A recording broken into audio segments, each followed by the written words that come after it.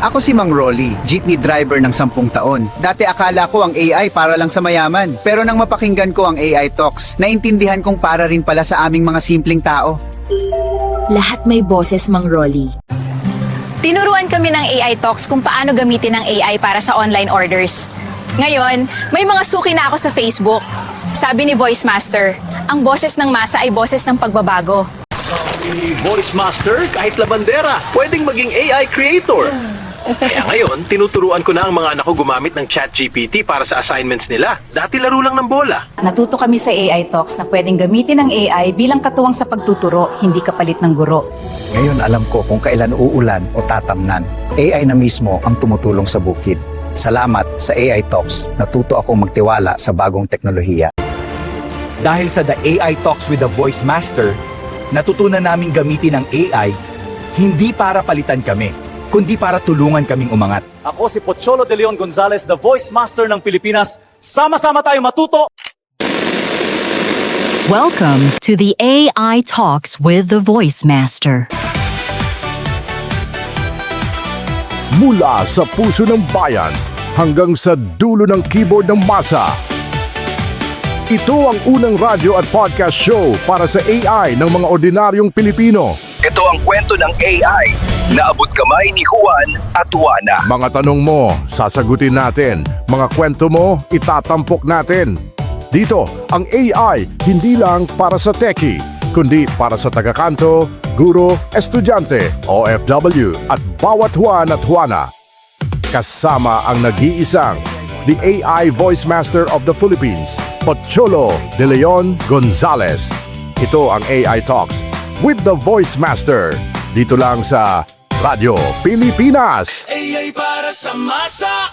Hello! Great day mabuhay mga ka-AI Authentic Innovators! Welcome to the AI Talks with the Voice Master! Woo! Ito ang episode 22 na tayo. Wow! Season 2, episode 22. At ito yung pag-uusapan natin ngayon.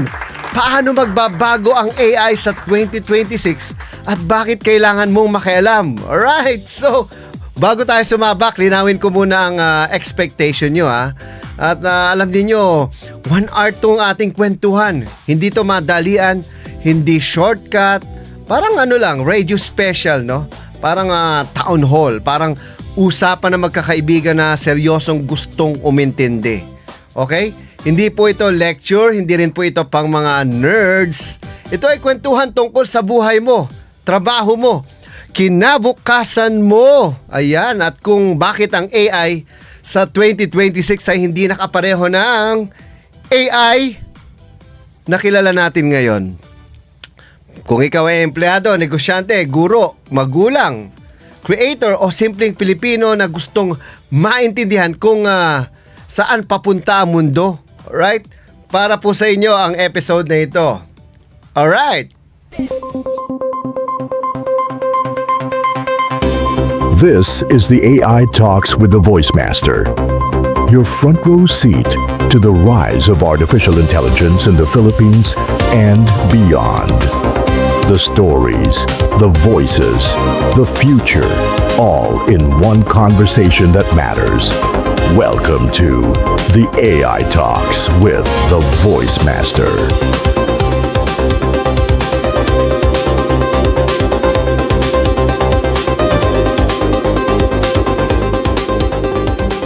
Alright, isipin mo na lang naka-on yung radio. Gabi o umaga may hawak kang kape. Hindi kami na madali at walang quiz, walang exam. Isang tanong lang habulin natin sa dalawang sa usapan. Ano ba talaga ang mangyayari pagdating ng 2026 at nasaan ka dun? Hindi ito hype, no? Hindi ito para magpanik kayo, hindi po ito pagyayabang, no? Kundi malinaw na pag-unawa para sa artificial intelligence. Okay, bakit iba na ang AI sa 2026? Unang-una, gusto kong tanggalin sa inyo yung maling akala. Hindi totoo na biglang magic ang mangyayari sa 2026. Hindi rin totoo na paggising mo, isang robot o isang araw may robot na ang mga tao. Ang mangyayari ay mas delikado pa ito kaysa sa magic. Pero unti-unti mong mararamdaman. Kung ang AI noong 2024 at 2025 ay parang bagong cellphone na pinag-uusapan lang, ang AI sa 2026 ay parang kuryente. Hindi mo na siya iniisip araw-araw. Pero kapag nawala, ramdam mo agad. Wow. Diba gano'n naman yung kuryente, no? Pag nawala, nasan ramdam talaga natin. Dito pa lang, ha? Dito pa lang, huminto ka muna at isipin mo, ka-AI, ka-boses. Ilang bagay sa buhay mo ngayon ang nakadepende na sa artificial intelligence kahit hindi mo sinasadya. Halimbawa, mag-Google search ka, mga recommendations para sa mga online shopping mo, yung mga email mo, di ba? Sipin mo kung wala kang email, nako, ang hirap mabuhay sa mundo. Yung content mo at yung customer service. Oh, by the way, speaking of customer service, I would like to call the attention of Maya. Oy, Maya, ito seryoso na to, Isang buwan na akong tawag ng tawag sa walang kwenta ninyong yung call center kung saan man yan at support group at paulit-ulit na lang, hindi nyo nasosolve yung problema. Ano ba yung problema ng Maya? Maya! Kasi noong December hindi ako maka-connect doon sa aking Maya account, doon sa aking application. So hindi rin nag-submit ng OTP, hindi rin nagsesend ng email. So tumawag ako kasi hindi nga ako makapasok dahil sakto naglagay ako ng pera. Medyo malaki-laking pera din to Ang problema, walang kwenta yung kanilang call center, yung kanilang tinatawag na service center, no? Yung yun nga, yung maghihingi ka ng tulong. At hanggang ngayon, walang solusyon. Napansin ko sobrang pangit talaga ng ng service ninyo, Maya. Pakiusap lang, no? At for sure, marami sa inyo ang may ganitong problema na hindi na maka-access sa kanilang Maya account dahil hindi nagsesend ng OTP o pangit yung kanilang service. So, eto, gawan nyo ng paraan dahil kung hindi, ay nako, lagi ko kayong kukulitin at magagawa ko ng article tungkol dyan. At talagang sa napansin ko, kumpara sa GCash wag na kayong magmaya kung ganyan lang din yung serbisyo ng Maya kumpara sa GCash. So calling, Maya, pakiayos naman yung aking account. Pocholo Gonzales ang pangalan ko. Pakiusap lang. Alright? So balik tayo doon sa pinag-uusapan natin. Ulitin ko isipin ninyo kung isang araw, no, mawala yan mga yan, yung AI, mararamdaman mo yung mga search engine, recommendations, email, content, customer service. Yan na naman si customer service. Normal na siya. At kapag normal na ang isang bagay, doon nagsisimula ang totoong epekto. Parang yan, pag-ibig. Na alam mo yun, normal lang na nandiyan siya. Nung nawala, di ba, hindi mo siya pinapansin nung nandiyan Pero nung nawala, naramdaman mo ang pagkawala niya. Okay, ito po ang pinakamalaking issue ngayon, 2026 sa AI, no? Yun yung tinatawag na AI backlash. Hindi backlash, backlash. Ito yung pinaka-importanteng bahagi dito sa episode na ito. Ang AI backlash, ibig sabihin maraming tao ang naiinis, natatakot, napapagod at nagsasawa sa AI. Actually, balikan natin sa sawa. Nitong December kasi gumawa ako ng yan, si Pepe. Papalabas ko rin yung trailer mamaya. Si Pepe, ang batang henyo. Ito naman, nakakatawa lang kasi itong mga reaction ng mga AI haters. Napaka-OA, alam niyo yun? AI slap daw. Alam niyo ba yung sabihin ng slap? Walang kwenta, basura. Kaya nga ginagamit ng AI para makatulong sa kabataan para maibalik yung connection natin kay Dr. Jose Rizal. Kasi gumawa ako ng AI animation na hindi naman kayang gawin ng kahit sinong animator. Aminin nyo na mas magaling yung AI sa inyo. Di ba? At alam ninyo na te-threaten kayo. Ba't di kasi kayo, you work with AI, hindi nyo gamitin as a tool.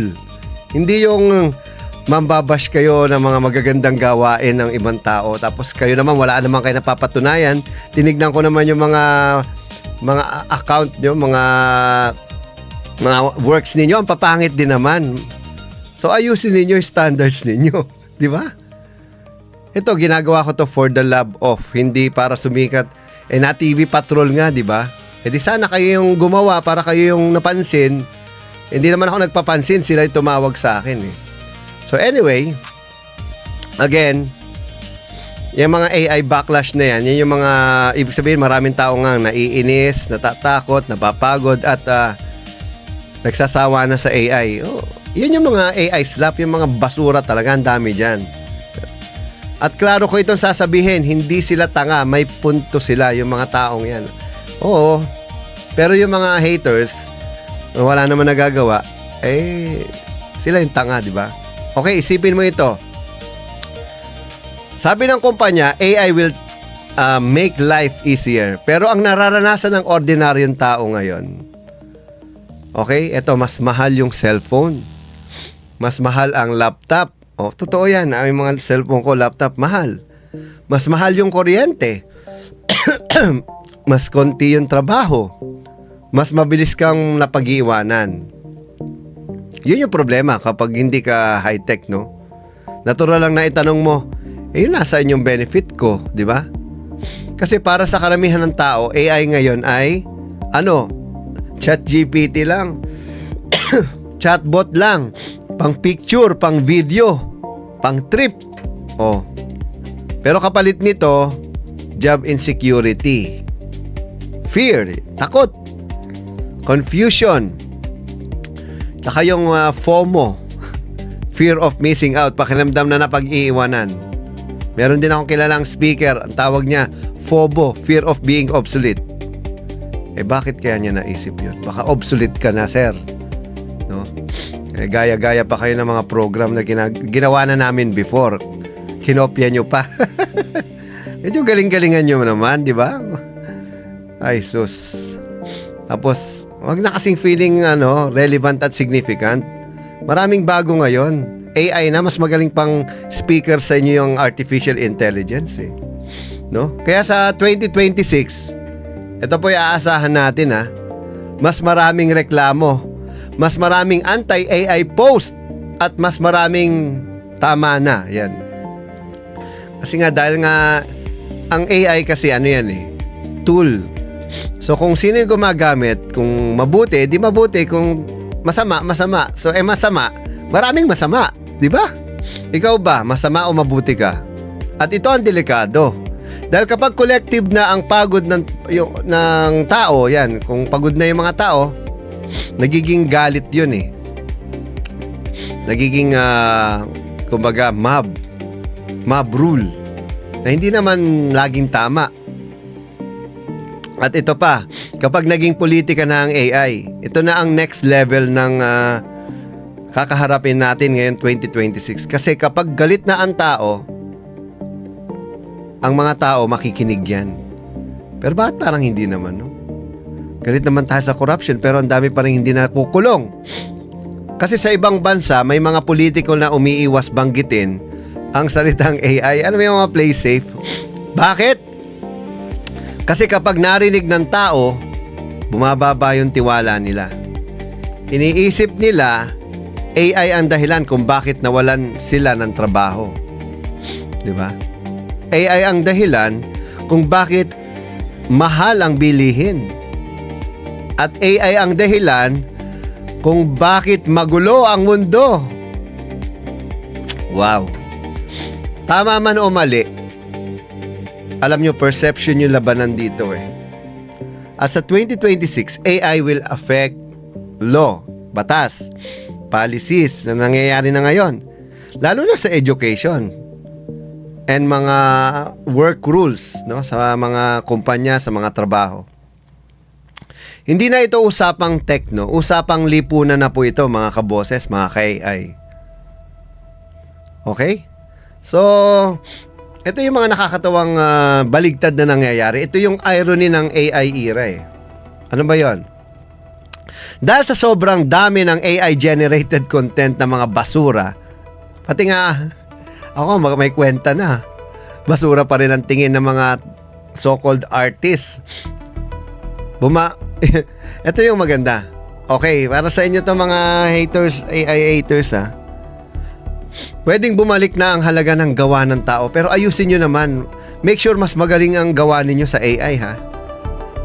May mga brand ngayon na proud na magsasabing walang AI na ginamit dito. Pero, mind you, dami ko na nakikita kasing mga fake na advertisement. Yun na nga, yung nagiging problema eh. Nawawala na yung human touch doon. Lahat na lang AI. So, dapat katulad nito, tao to eh.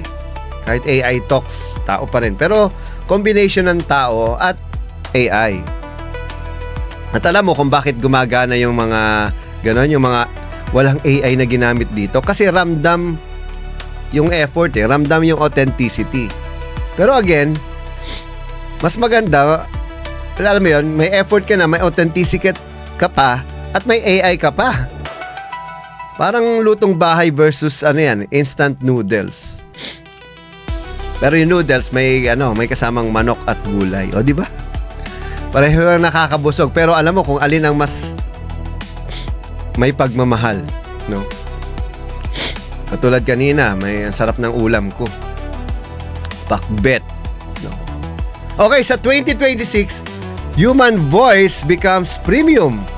Real stories become luxury. Authenticity becomes currency. Oy, dito sa show na to, hindi ako kampi sa AI ha. Hindi rin ako laban sa AI. Ang sinasabi ko lang sa inyo, binabalance ko lang lahat.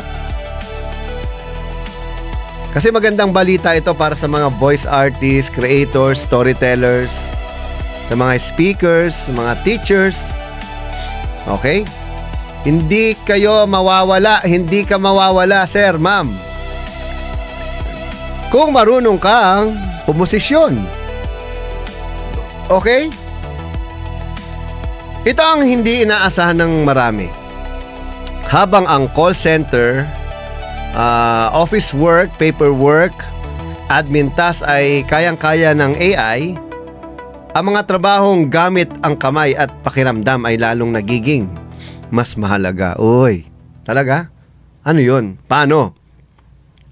Electrician, tubero, mekaniko, di ba?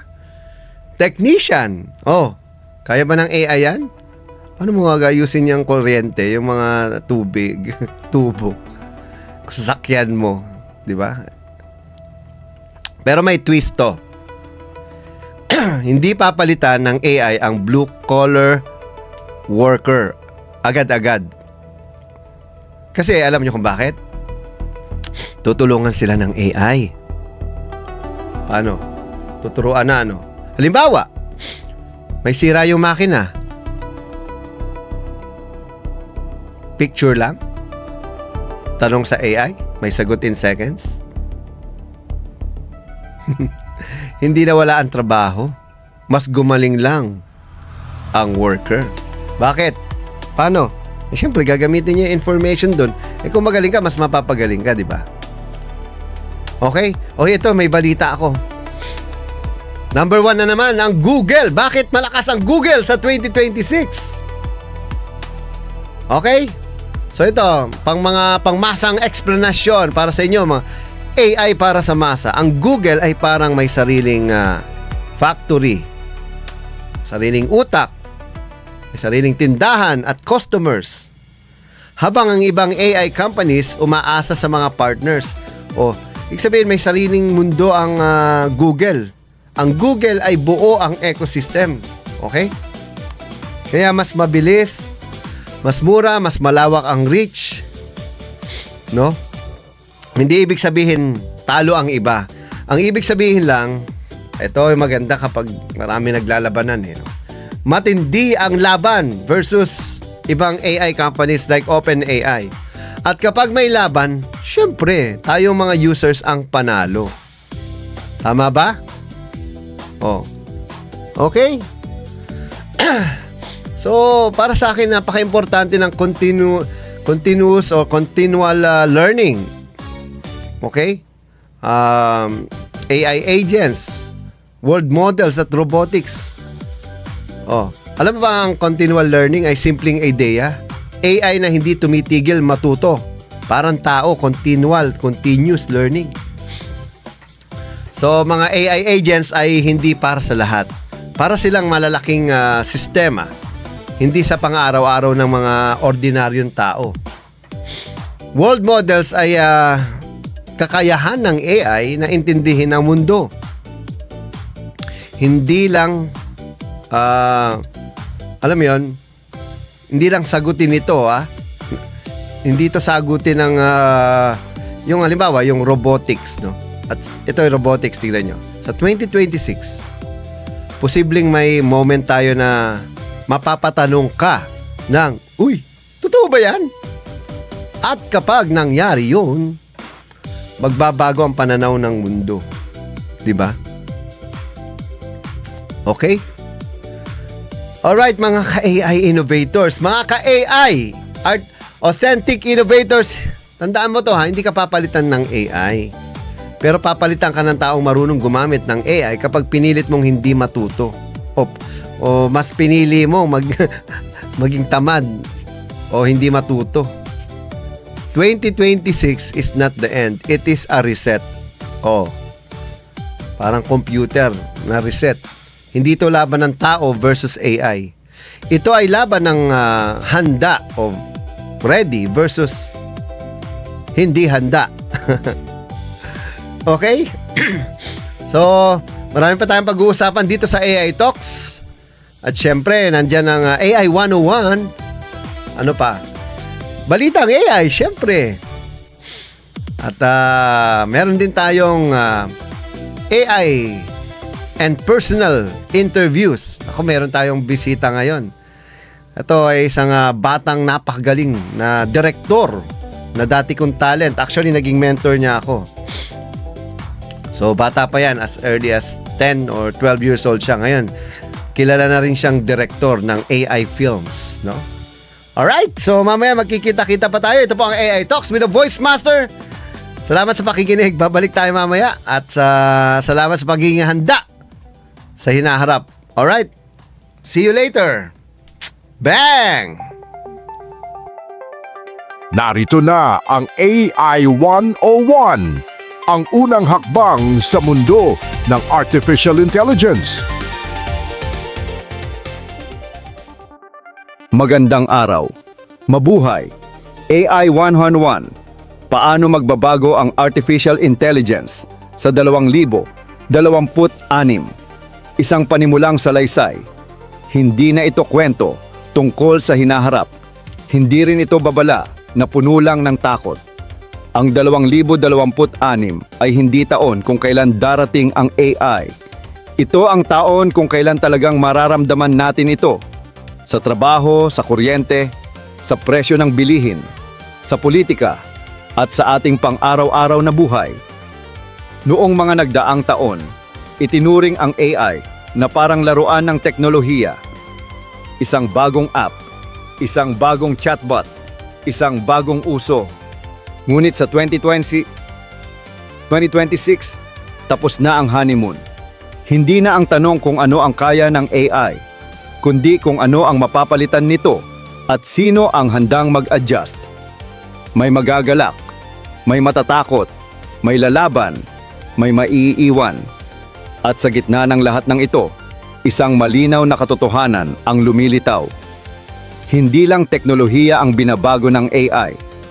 Binabago rin nito ang trabaho, ang halaga ng paggawa, ang tiwala ng tao, at ang kahulugan ng pagiging mahalaga sa isang mundong kaya nang i-automate halos lahat.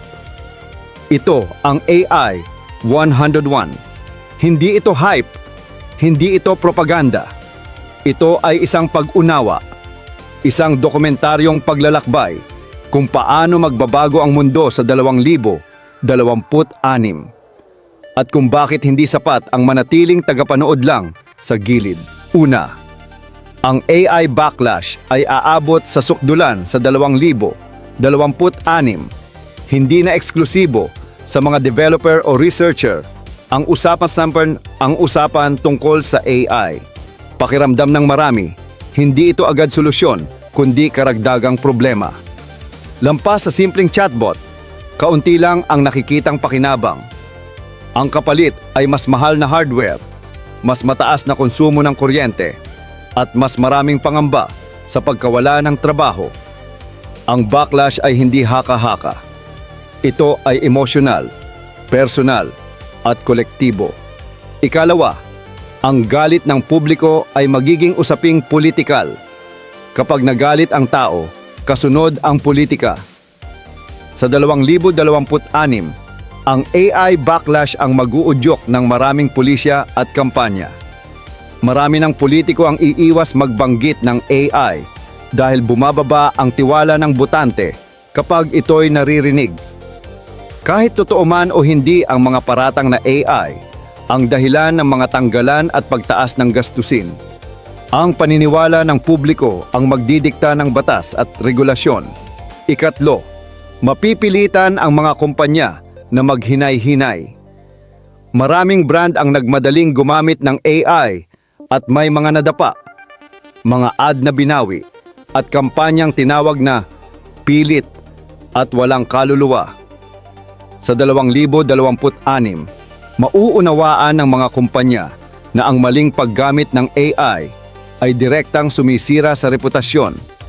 Mahirap bumuo ng tiwala at isang maling output lang ay sapat para mabawasan ito.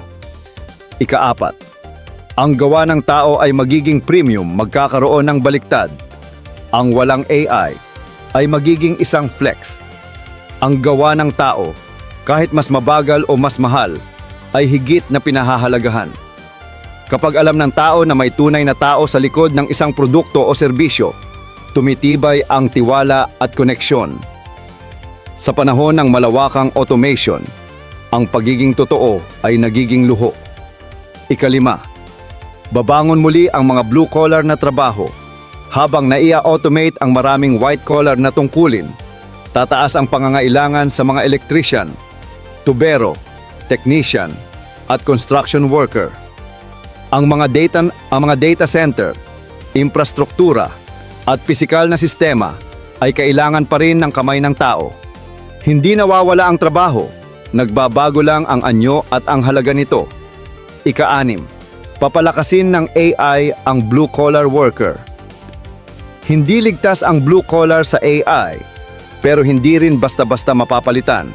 Sa halip, magiging kasangkapan ang AI. Ang technician na dating nangangapa ay kayang mag-diagnose ng mabilis gamit ang AI. Hindi kapalit ng tao ito kundi dagdag na kakayahan. Ang taong marunong gumamit ng AI ang magiging mas mahalaga. Ikapito, lalamang ang may buong ecosystem.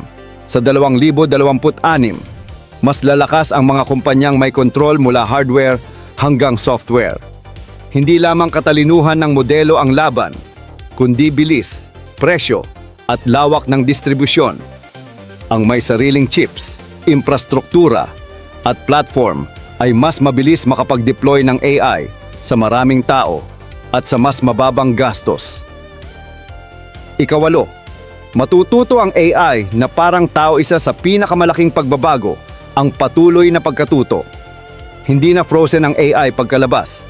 Unti-unti itong nag-a-adjust at umuunlad habang ginagamit. Tulad ng tao, proseso ang pagkatuto, hindi isang bagsak na kaalaman. Kapag naging matagumpay ito, bababa ang gastos sa training at bibilis ang progreso, kasabay ng mas malaking responsibilidad. Ikasiyam, tututok ang AI sa tunay na trabaho, liban sa pangkaraniwang pangangailangan, gaya ng chat, at simpleng automation. Halos sapat na ang AI para sa araw-araw. Kaya lilipat ang focus ng industriya sa mas malalaking gawain, enterprise at knowledge work, kung saan may totoong economic value. Dito papasok ang mga AI agent. Doon magiging may direksyon ang industriya at doon lalabas ang kita. Ika-10. Ang mundo at robotics ang susunod na yugto sa 2026. Sisibol ang mga world model at virtual environment na may memorya at lohika. Hindi na lang sasagot ang AI. Kikilos ito sa mga mundong parang totoo. Kapag natutong gumalaw ang AI sa virtual worlds, hindi malayong mailipat iyon sa pisikal na mundo. Maaaring magkaroon ang robotics ng sarili nitong ChatGPT moment, isang biglaang pagtalon na hindi na mahahalata. Pangwakas na salaysay ang AI sa 2026 ay hindi na lang teknolohiya. Ito ay emosyonal, politikal, pang-ekonomiya, at higit sa lahat, may malalim na epekto sa tao. Ang tanong ay hindi kung gaano katalino ang AI, kundi kung handa ba tayong makisabay, umunawa, at gumamit nito ng may pananagutan. Hindi mawawala ang AI, hindi rin mawawala ang tao. Ngunit sa panahon ng mabigat na pagbabago, malinaw ang katotohanan. Ang hindi handang umunlad, sila ang tunay na mapag-iiwanan. Muling magbabalik ang The AI Talks with the Voice Master. Huwag kayong aalis, babalik kami.